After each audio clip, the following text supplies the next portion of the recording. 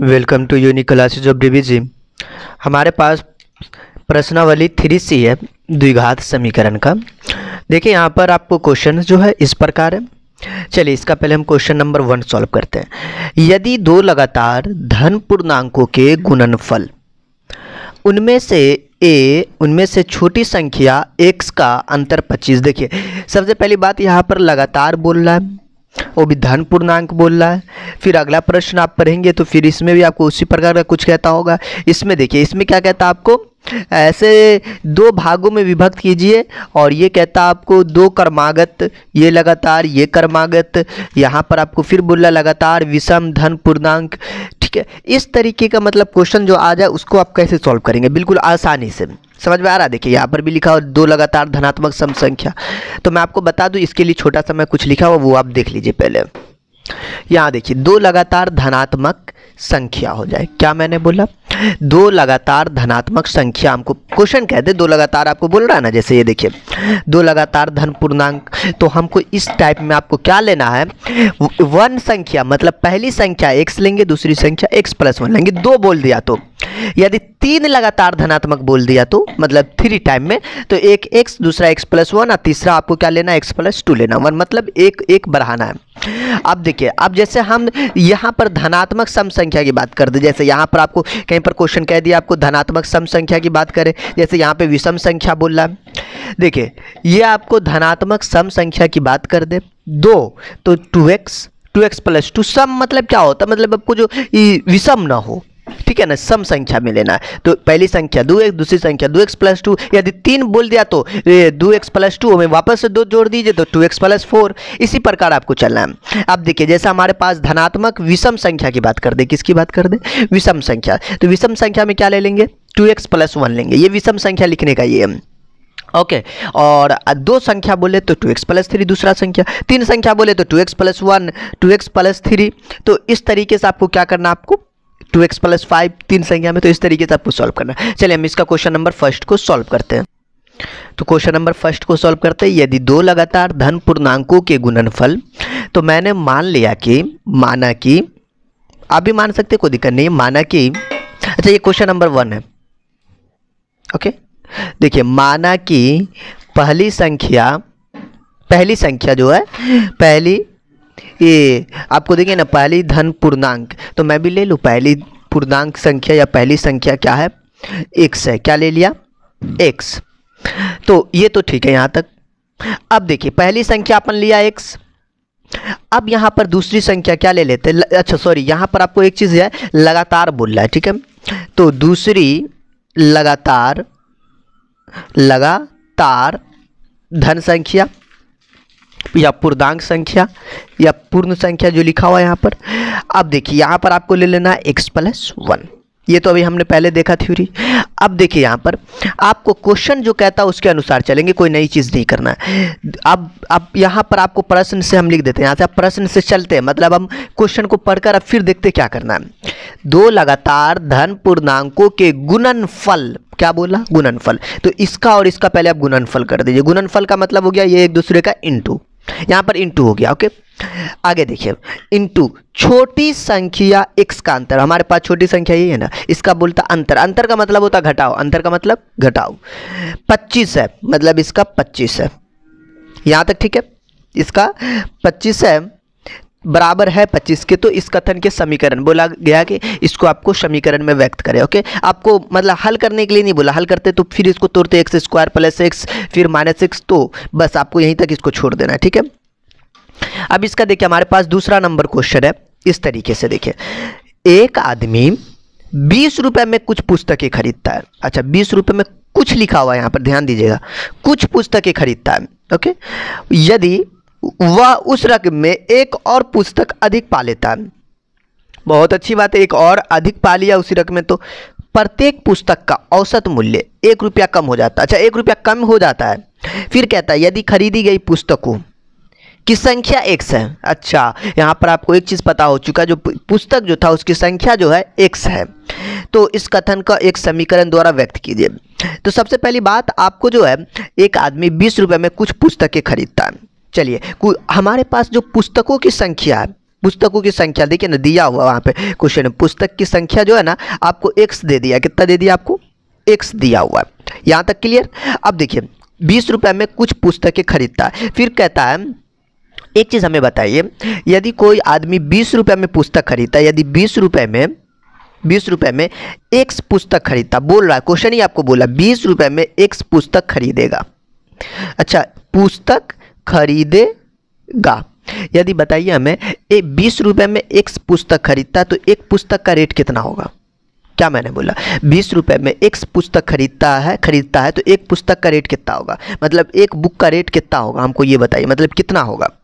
तो मैं आपको बता दूं, यदि आपसे कोई क्वेश्चन कह दे यदि 50 रुपये में 5 कलम खरीदा गया, कितना कलम खरीदा गया? 5 कलम, तो बताइए एक कलम का रेट बताइए। तो आप क्या करिएगा? 50 में 5 से भाग दे दीजिएगा, मतलब 5 दाई के 50, 10 रुपये एक कलम हमको पड़ गया, बोलिएगा ना 10 रुपये में एक कलम पड़ गया। मुझे बताइए एक पुस्तक का 20 पुस्तक का x रुपया, मतलब x पुस्तक खरीदता 20 रुपये में x पुस्तक खरीदेगा तो एक पुस्तक का कितना रेट होगा? अब 20 में हम भाग दे देंगे x से, जैसे यहाँ पर भाग दे दिया तो निकल जाएगा ना इससे, बिल्कुल निकल जाएगा, बिल्कुल निकल जाएगा। तो देखिए हमको ये निकल चुका है। अब देखिए यहाँ पर एक पुस्तक का, अब यहाँ पर हमारा प्रश्न में कहता है कि एक आदमी 20 रुपये में कुछ पुस्तकें खरीदी, ओके, वह यदि उस रकम में एक और पुस्तक खरीदी, मतलब हमारे पास पुस्तकों की संख्या x था, उसमें एक और पुस्तक खरीद लिया, मतलब हमने बढ़ा दिया। यहाँ तक ठीक है? फिर उसमें कहता है प्रत्येक पुस्तक का औसत मूल्य 1 रुपये से कम हो जाता है। सबसे पहली बात, हमारा जो एक पुस्तक का जो हमने रेट निकाला कितना था? एक पुस्तक में 20/x, तो 20/x वो में बोलता औसत मूल्य में से ना एक आपको क्या करता है? घटा देता है, तो अपन घटा भी दिया। चलिए अपन घटा दिया, यदि खरीदी गई पुस्तकों की संख्या x है तो x के, तो ये पहले भी दे देते तो दिक्कत नहीं था, यहाँ पर दिया इसमें भी दिक्कत नहीं। इस कथन को एक समीकरण द्वारा व्यक्त करें और समीकरण का घात भी बताए। भाई सबसे पहले समीकरण बनाएंगे, उसका घात तभी तो लिखेंगे। और ये जो है पुस्तकों का जो रेट देखिए कितना टोटल पुस्तक है, एक आदमी 20 रुपये में, मतलब 20 रुपये का आपको बराबर कर दीजिए। यहाँ तक ठीक है? अब देखिए इसमें हमको क्या कर लेना है? गुना करना है, ठीक है ना? तो अब हम इसको कैसे गुना कर दे, आप सोचिए। x को इससे गुना कर दे, टोटल को x को इससे गुना कर देंगे तो 20 × 20/x में x से गुना और x को -x, नॉर्मल गुना कर रहे हैं, ठीक है ना? 1 को 20 से गुना किया तो 20/x, 1 को -1 से गुना किया तो -1 बराबर का 20, ठीक है? नॉर्मल गुना है। x कैंसिल, ठीक है? ये 20 - x प्लस का 20/x माइनस का 1 बराबर 20। अब क्या रिजल्ट है? अच्छा ये 20 तो कैंसिल हो जाएगा।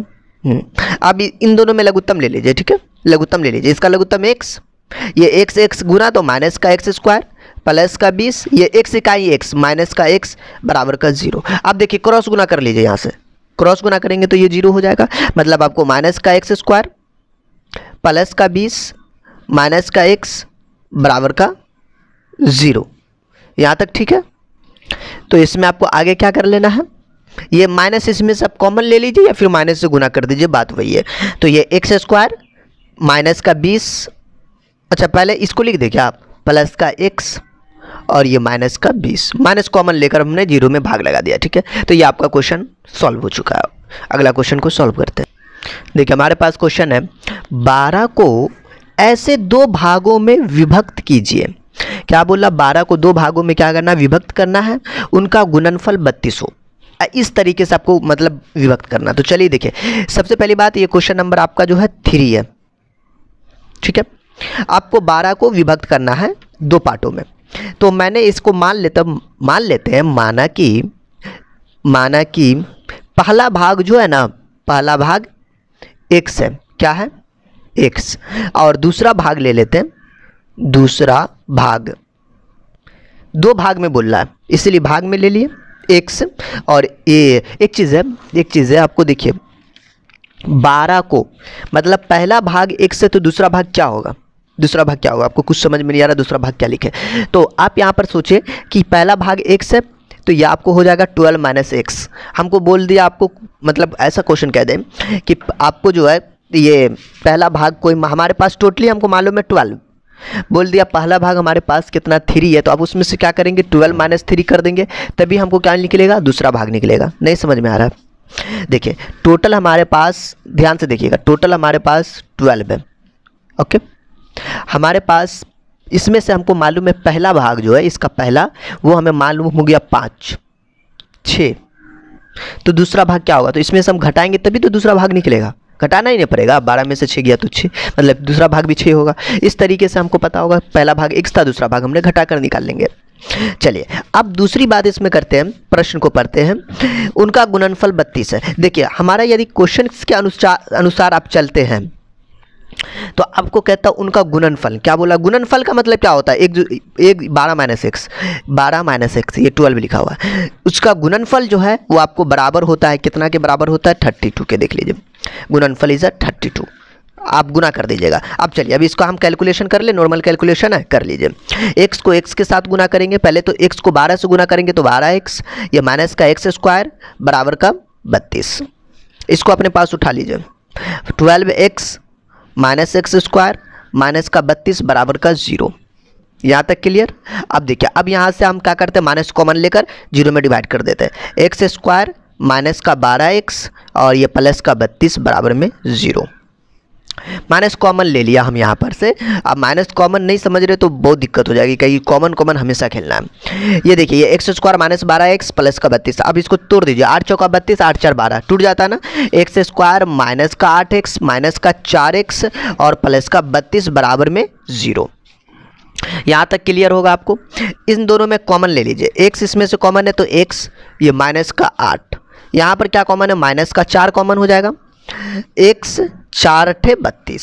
चलिए अब देखिए आ चुका है यहाँ तक। ये आपको x माइनस 8, दूसरा आपको x माइनस 4 बराबर का 0।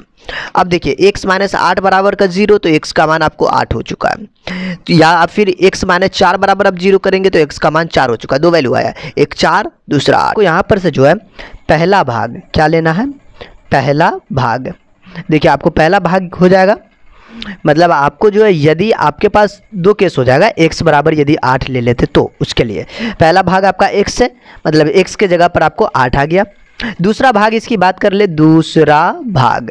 अब यदि दूसरा भाग लिखते हैं ना तो वो आपको कितना? 12 माइनस का x, मतलब आपको जो है 12 माइनस 8 मतलब 4। आपका एक ये हो चुका और एक आपको ये हो चुका है, ठीक है।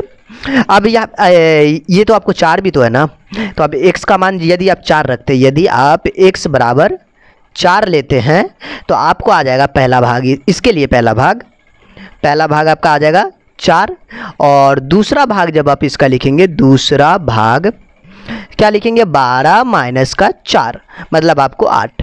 इसके लिए भी दोनों से भी, अब ये भी 4 ये भी 8, और यहाँ पर है ये भी 8 और ये 4 है ना। तो आपके पास यहाँ पर से जो सिचुएशन आया, एक आपको 8 आ चुका है, दूसरा आपको 4 आ चुका है, या फिर आप ऐसा भी बोल सकते हैं एक आपको 4 दूसरा आपको 8 आ चुका है। क्वेश्चन नंबर 4 कहता है दो क्रमागत पूर्णांकों का गुणनफल 3906 है, पूर्णांक निर्धारित करें। यहाँ पर भी क्रमागत बोल रहा, क्रमागत, लगातार, धन, विषम, ये सब समझ में आ रहा है ना, मैंने इस पे पहले डिस्कस कर चुका हूँ। तो देखिए इस प्रश्न को यदि हम सॉल्व करें और कह दिया दो क्रमागत की बात कर रहा है ना, तो आपको यहाँ पर क्या करना है, माना कि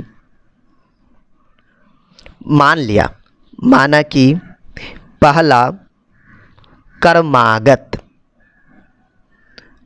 क्रमागत, ठीक है। यहाँ तक क्रमागत पूर्णांक, या फिर देखिए क्या संख्या लिखे हुआ था, संख्या पूर्णांक बोल रहा है तो पूर्णांकी में क्रमागत पूर्णांक हमारे पास x है। तो मैंने बोला था यदि लगातार बोले या फिर आपको क्रमागत बोले, उसमें आपको x तो दूसरा x प्लस 1, राइट है यहाँ तक। अब देखिए ये क्वेश्चन नंबर 4 का फर्स्ट है। अब हमारा क्वेश्चन क्या कहता है कि दो क्रमागत पूर्णांकों का गुणनफल। ओ नहीं समझ में आया? यदि आप प्रश्न से एंट्री मारते हैं ना तो बोलता आप जब दो को निकाल लीजिएगा ना, क्रमागत पहला दूसरा, इन दोनों को आप ऐसे करके गुना कर दीजिए, ठीक है। और उसका बोल रहा है क्या कि 3906, इस तरीके से आप लिख दीजिए, बराबर है इसके। देखिए ना क्वेश्चन ने कहता, अपन नहीं क्या, ये देखिए गुणनफल इतना, इन दोनों को मैंने गुना किया और ये हमारा आ चुका है। अब बोलता पूर्णांक निर्धारित करें, तो आप सबसे पहले इसको गुना कर लीजिए। क्या करिए? गुना करिए। एक्स स्क्वायर प्लस का x बराबर का 3906। अब देखिए अब इसको अपने पास बुला लीजिए, एक्स स्क्वायर प्लस का x माइनस का 3906 बराबर का 0, ठीक है। अब यहाँ पर आपको देखिए, यहाँ पर आपको एक कन्फ्यूज़न हो सकती है, आप कैसे तोड़िएगा। मतलब आपको कैसे मतलब इसका आप तोड़ सकते हैं। तो इसको तो मतलब आप इसको क्या कहते हैं, वो द्विघात सूत्र पर ले जाइएगा या फिर फैक्टर तोड़िएगा। तो फैक्टर तोड़िएगा तो आपको कितना से टूटेगा। तो देखिए हमको आइडिया जो मिला आपको 62 और 63 से, इससे आइडिया मिला कि मतलब इन दोनों को गुना करेंगे तो हमारा वो आ जाएगा। तो आप भी ऐसा आइडिया लीजिए, नहीं तो फिर द्विघात सूत्र लगाइए, ठीक है। तो द्विघात सूत्र से भी तोड़ सकते हैं, कोई मुश्किल नहीं है। मैं तो बोलता हूँ इसको तोड़िए, एक्स स्क्वायर प्लस का 63x माइनस का 62x बराबर का माइनस का 3906 बराबर का 0। देखिए ना 62 में से, देखिए ना 63 में से 62 गया तो x प्लस का, और 63 गुने यदि 62 करते हैं तो कितना रिजल्टेंट आएगा, आपको ये आना चाहिए। देखिएगा गुना करके आ जाएगा। यहाँ से x कॉमन लीजिए तो x प्लस का 63, यहाँ से माइनस 62 को कॉमन ले लीजिएगा तो यहाँ पर x और यहाँ पर प्लस का आपको 63 आ जाएगा। यहाँ पर x माइनस 62 और x प्लस 63 बराबर का 0। ओके, अब बात करते इसमें आगे हम क्या करें, वो आप कर लीजिए। x बराबर 162, दूसरा x बराबर माइनस 63। सही है, हाँ बिल्कुल सही है। आपके पास दो चीज़ आ चुका है। मैं तो कहता अब आप यहाँ पर क्या करेंगे, पूर्णांक निकालेंगे। देखिए ना आप जो माने हुए इसमें पुट करेंगे भाई साहब, इसमें माना हुआ वाले में। तो पहली संख्या जो माने थे ना आपने, पहला पूर्णांक जो माने थे वो माने थे x।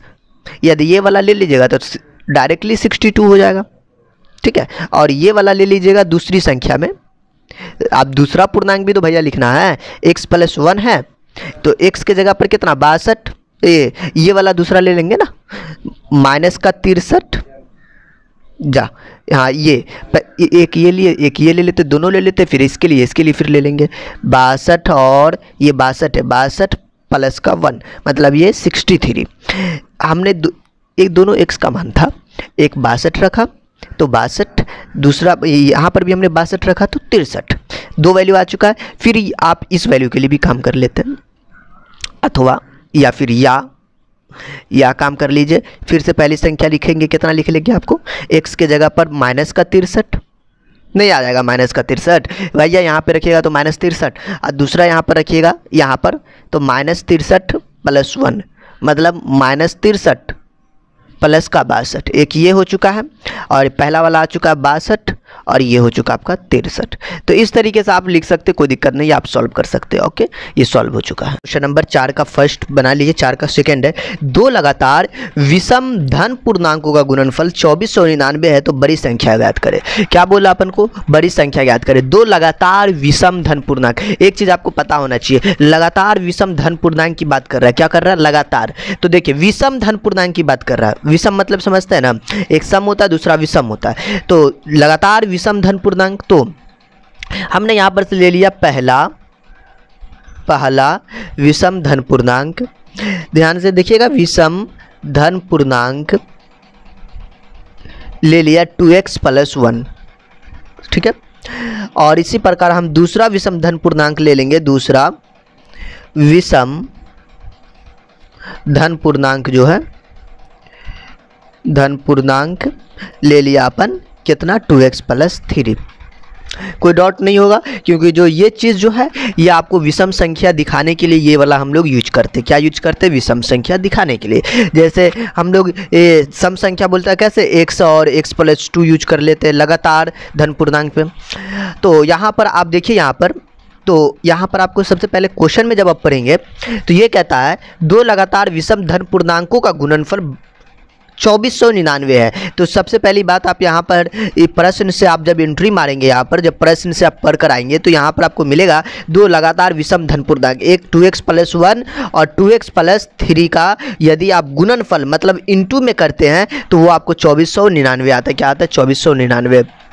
ओके, तो एक चीज़ आपको ख्याल रखना है, आप यहाँ पर और भी कुछ मान सकते थे, जैसे यहाँ पर आप x और ये x प्लस 2 ले सकते थे, आंसर मिल जाएगा, बट वो रॉन्ग हो जाएगा। बिकॉज देखिए वो इसलिए रॉन्ग हो जाएगा क्योंकि देखिए यहाँ पर विषम धन पूर्णांक बोल रहा है और x और x प्लस 2 लेंगे तो कोई आपको वो विषम धन पूर्णांक नहीं है, इसलिए वो आपको रॉन्ग हो सकता है। आपको इसी तरीके से बनाना है इसको। अब देखिए यहाँ तक ठीक है। अब यहाँ पर मैं बात कर दूँ इसमें कि आप इसको गुना करना है, क्या करना है आपको, गुना करना है। तो यहाँ पर हम क्या करते हैं, इसको गुना करते हैं। देखिए 2x को 2x से गुना किया, 2 दूनी 4, x का पावर 2, 2x को 3 से गुना किया 6x, 2x को और ये 1 को 2x प्लस 3 से गुना किया तो 2x प्लस का 3 और ये 2499। अब देखिए यहाँ तक ठीक है। और यहाँ पर आपको क्या करना है, ये 4x स्क्वायर, ये 6 दू 8x और ये 2499 है ना। अच्छा ये प्लस का 3 है, इसको अपने पास बुला लीजिए, 2499 बराबर का 0। अब देखिए यहाँ पर ये 4x का पावर 2 है, ये 8x है और 3 में से आपको 2499 घटा देना है तो कितना हो जाएगा, आपको माइनस तो होगा ही, ये x है, ये x है, ये माइनस और ये आपको कितना हो जाएगा 2496 हो जाएगा। देखिए ना 99 में से 3 जाएगा तो 96 होगा ना, लेकिन माइनस का क्योंकि प्लस 3 हम कर रहे हैं यहाँ पे। और यहाँ पर आपको आ जाएगा यहाँ पे 4x स्क्वायर। अच्छा इसमें एक चीज़ है, यहाँ से 4 कॉमन लेके हटा दीजिए, 4 कॉमन ले लीजिए, x स्क्वायर और यहाँ पर आपको लिखना है x स्क्वायर 4 दूनी 8x और यहाँ पर आपको ये प्लस लिखा हुआ है और ये आपको अच्छा 2496 ये कितना मरतबे में कटेगा आपको पता है, तो मैं आपको बता दूँ ये 624 मरतबे में कट जाएगा। आप देखिएगा भाग दे के मतलब कट जाना चाहिए। और यहाँ पर आपको आ चुका है x स्क्वायर प्लस का 2x और माइनस का 624, ठीक है, बराबर का 0। और यहाँ पर आपको करना क्या है कि ये x स्क्वायर है, ठीक है। आगे आपको इसमें क्या करना है, आपको फैक्टर तोड़ना है। तो इसका फैक्टर अब आप बिल्कुल आसानी से तोड़ सकते हैं, कोई दिक्कत नहीं है। यदि आप x स्क्वायर को गुना करते हैं, x स्क्वायर को गुना करते हैं, कितना से आप गुना करते हैं 26, x स्क्वायर 26x और इसको 24x लिख दीजिए, ठीक है। 26x 24x हो जाएगा काम क्या हमारा, हाँ बिल्कुल हो जाना चाहिए। एंड इसे आप लिख दीजिए माइनस का 624 बराबर का 0। देखिए इससे आपको क्या फ़ायदा हो जाएगा कि आप 26 में से 24 गया तो 2x, यदि आप 26 और 24 को गुना करते हैं तो ये आपको होना चाहिए 624, तो 624 होगा ही, गुना करके चेक करिएगा।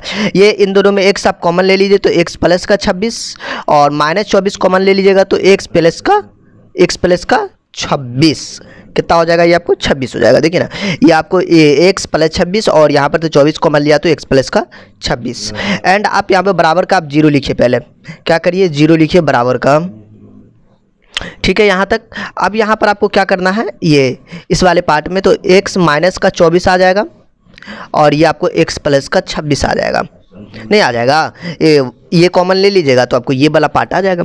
एंड x बराबर यदि आप 24 रखते हैं और दूसरा आपको x बराबर आपका माइनस का 26। वैसे आपको प्रश्न में जो कहता है, इस प्रश्न में कि ये कहता है, देखिए ना आपको 2 लगातार बोला था, 2 लगातार विषम धन पूर्णांक, अच्छा विषम धन पूर्णांक की बात कर रहा है, ये धन पूर्णांक की बात कर रहा है, तो बड़ी संख्या ज्ञात करें। तो सब ये तो आपको नेगेटिव हो चुका है तो ये धन नहीं है, धन मतलब पॉजिटिव वाला, तो आपको धन विषम धन पूर्णांक कौन होगा यहाँ पर, ये 24। तो हम यहाँ पर x बराबर 24 को लेंगे, 26 को नहीं लेंगे क्योंकि ये नेगेटिव आ चुका है। और यहाँ पर आपको प्रश्न कहता है 2 लगातार विषम धन पूर्णांक गुणनफल 24 बड़ी संख्या ज्ञात करें। तो सबसे पहले जो पहली संख्या है, पहला संख्या आप जो लिए थे, पहला संख्या क्या लिए थे, x लिए थे, नहीं x नहीं लिए थे आप लिए थे 2x प्लस 1। चलिए यहाँ पर रख दीजिए 2x के जगह पर 24 प्लस का 1। अब देखिए ये 24 दूना 48 से 49 और दूसरी संख्या आप निकालिए, यहाँ से दूसरी संख्या आप लीजिएगा तो यहाँ पर आप लिखेंगे 2x प्लस का 3, तो 2x के जगह पर 24 दूना 48, 48 3 51 मतलब 51। इससे क्या होता है कि आपको क्वेश्चन ही कहता है यहाँ पर कि बड़ी संख्या बताए, क्या बोला आपको, देख लीजिए बड़ी संख्या बताए। तो बड़ी संख्या कौन है, ये वाली है या ये वाली है, ये वाली बड़ी संख्या है। तो इसलिए आपकी बड़ी संख्या जो हो जाएगी, बड़ी संख्या आप लिखेंगे यहाँ से, छोटी संख्या बोलते तो ये बड़ी संख्या 51। तो ये आपका क्या हो चुका, फाइनली सॉल्यूशन हो चुका। ओके देखिए हमारे पास तीसरा प्रश्न जो है ना इस तरीके से, 2 क्रमागत धन पूर्णांकों का गुणनफल 5402। 2 क्रमागत धन पूर्णांक की बात कर रहा है, धन की बात कर रहा है। ओके देखिए 2 क्रमागत धन पूर्णांक की बात कर रहा है तो आपको टेंशन नहीं लेना है। यहाँ पर आपको लिखना माना कि, मान लेते हैं माना कि पहला, अच्छा 2 बोला है ना, तो माना कि पहला धन पूर्णांक अपन मान लिया, कितना मान लिया, आपको पहला धन पूर्णांक x, क्यों, क्योंकि आपको यहाँ पर 2 लगातार बोल रहा है, धन पूर्णांक की बात कर रहा है, ठीक है। और यहाँ पर आपको दूसरा धन पूर्णांक की बात करें तो दूसरा धन पूर्णांक जो अपन ले लिया वो कितना ले लिया बताइए, तो यहाँ पर हमने उसको ले लिया आपको x सही है, x प्लस 1 लगातार वाला आप रूल देखे दिखाए थे हम, वैसे इसमें आपको शुरू में ही वीडियो के शुरू में ही हम बताए थे वो चीज़, तो आप उस पर थोड़ा ज़्यादा ध्यान दीजिएगा, ठीक है। यहाँ पे प्रश्न से आप देखिए यहाँ पर क्वेश्चन में क्या कहता है कि दो क्रमागत धन पूर्णांक गुणनफल बोल रहा है ना, तो गुणनफल कर दीजिए। एक्स इंटू एक्स प्लस 1 बराबर का आपको 5402 दिया हुआ। क्वेश्चन देख लीजिए, सिमिलरली ऐसा ही दिया हुआ है। एंड आपको यहाँ पर क्या करना, गुना कर लेना, एक्स स्क्वायर प्लस का एक्स बराबर का 5402। इस 5402 को अपने पास ले लीजिए, प्लस एक्स माइनस 5402 बराबर का 0। आप इसको फैक्टर तोड़ेंगे, आप इसका फैक्टर आसानी से तोड़ सकते हैं। एक्स स्क्वायर इसको आपको 74x और माइनस का 73x कर देंगे ना, तो आपका ये फैक्टर आसानी से टूट जाएगा विदाउट टेंशन के साथ। देखिए सही है। अब यहाँ पर बात यूँ कर लूँ कि यहाँ पर आपको ये x कॉमन ले लीजिएगा तो x प्लस का 74 और माइनस 73 कॉमन ले लीजिएगा तो x प्लस का 74। देखिए इस तरीके से आपको आ चुका बराबर का 0। x माइनस का 73 और x प्लस का 74 इक्वल टू में 0। आपको दो केस आएगा, x माइनस 73 बराबर में 0 होगा तो दूसरा x का मान 73 हो जाएगा। x प्लस का 74 बराबर 0 करेंगे तो x माइनस का 74 हो जाएगा।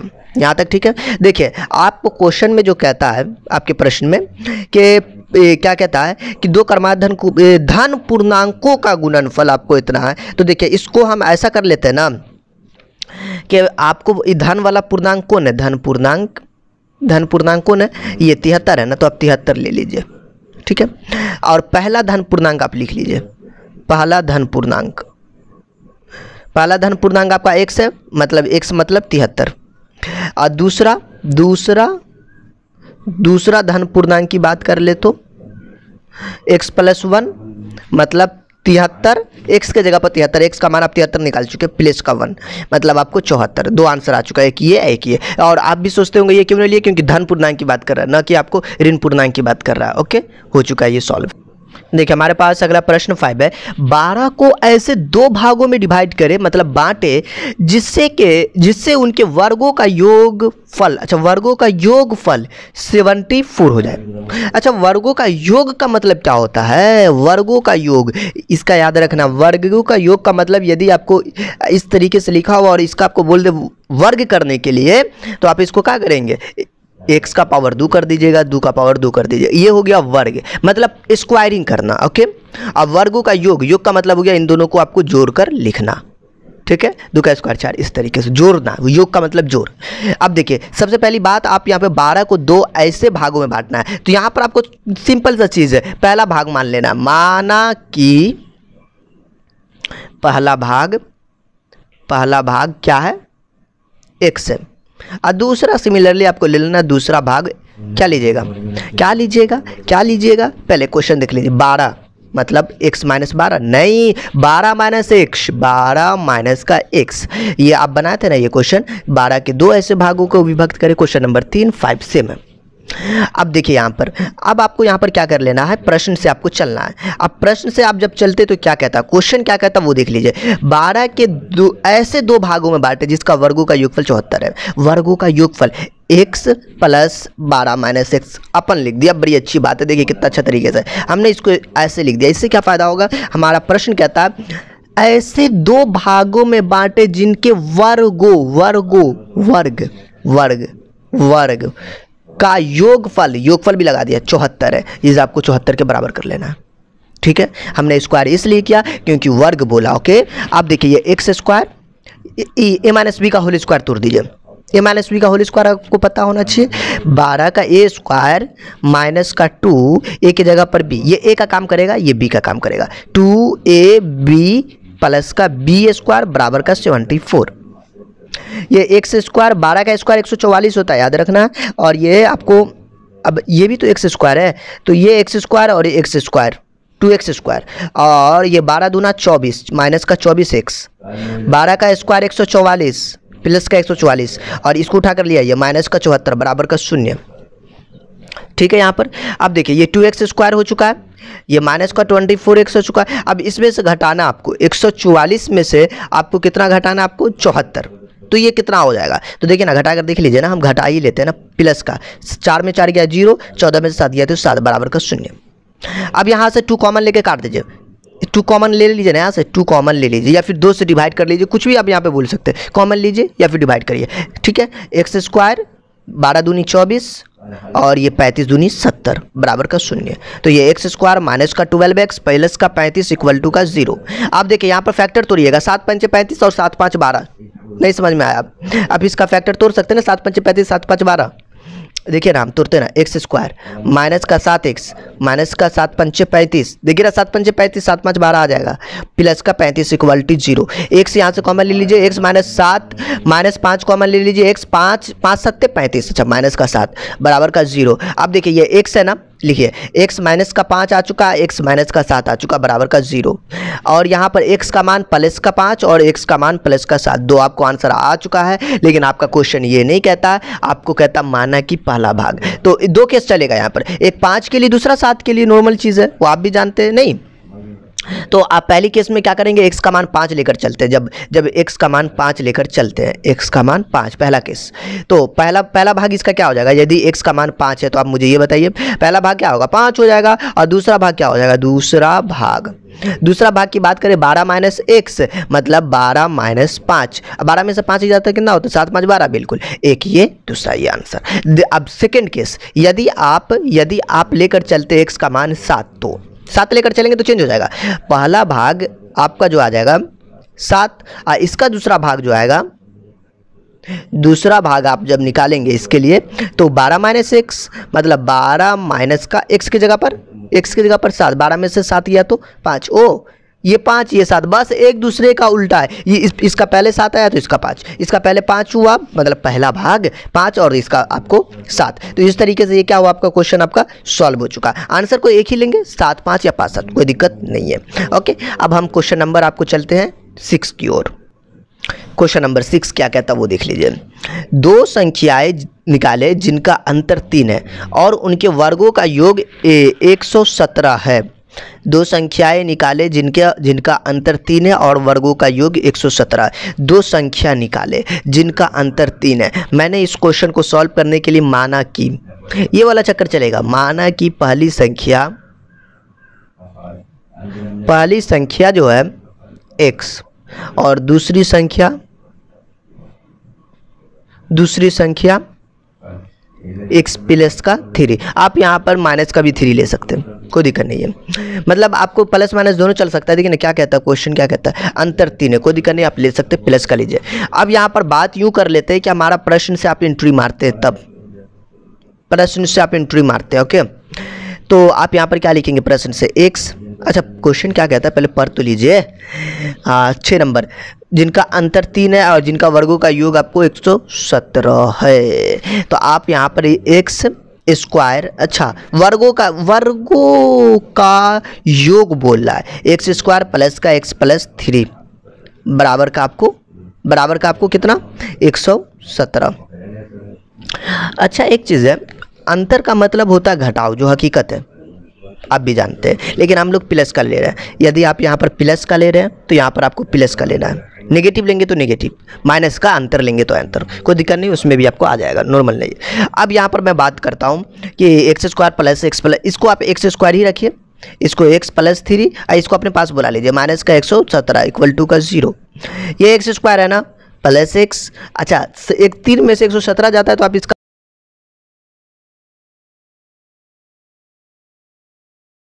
योग बोल,